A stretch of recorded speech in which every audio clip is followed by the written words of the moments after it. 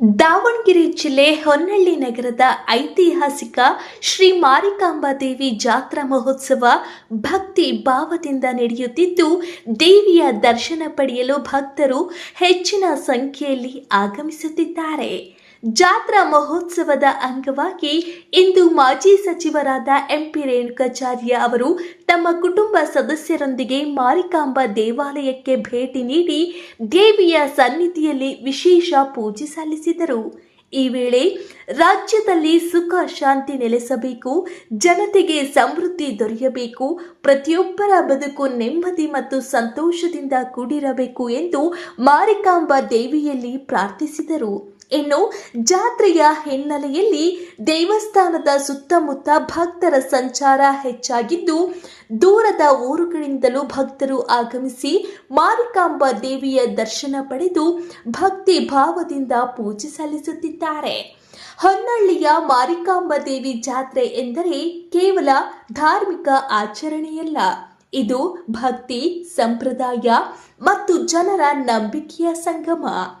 ಜಾತ್ರಾ ಮಹೋತ್ಸವದ ಹಿನ್ನೆಲೆಯಲ್ಲಿ ಇಡೀ ಹೊನ್ನಳ್ಳಿ ನಗರದಲ್ಲಿ ಹಬ್ಬದ ವಾತಾವರಣ ನಿರ್ಮಾಣವಾಗಿದ್ದು, ದೇವಿಯ ದರ್ಶನಕ್ಕಾಗಿ ಭಕ್ತರು ಸಾಲುಗಟ್ಟಿ ನಿಂತಿರುವ ದೃಶ್ಯಗಳು ಕಂಡುಬಂದವು.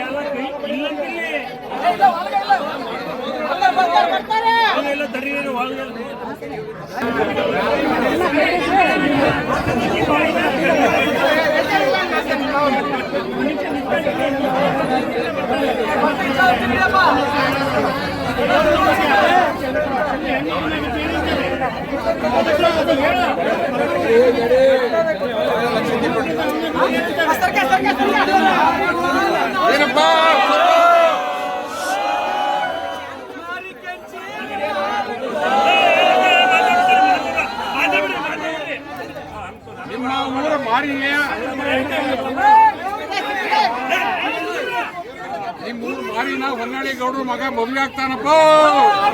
ನಿಮ್ಮೆಲ್ಲ ಒಪ್ಪಿಗೆ ಐತಾ? ಯಾಕೆ ಸಾಕಾಗಲ್ಲ, 5 ಎಕರೆ ಹೊಲ ಕೊಡ್ರಿ. ನೀವೇಂತ ಒಪ್ಪಿಗೆ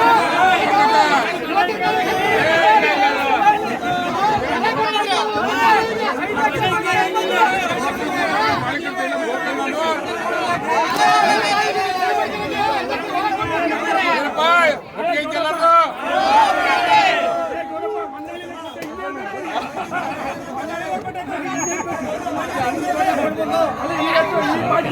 ಅಲ್ಲೇ ಮಾಡಕ್ಕೆ